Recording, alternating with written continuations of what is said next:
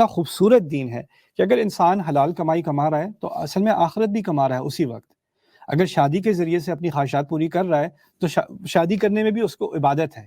اگر اولاد کی تربیت کر رہا ہے، اولاد کو دیکھ کے مجھے خوشی ہوتی ہے، لیکن اولاد کی صحیح تربیت بھی عبادت ہے. تو ہر چیز عبادت بن جاتی ہے. آپ جاب پہ ڈرائیو کرتے ہوئے جا رہے ہیں، محنت کر رہے ہیں، اور اس محنت کی وجہ سے آپ اپنی فیملی کو پرووائڈ کر رہے ہیں، تو آپ ٹریفک میں پھنسے ہوئے، وہ ٹریفک میں پھنسا ہونا آپ کے لیے عبادت بن گئی. ربنا آتنا فی الدنیا حسنہ.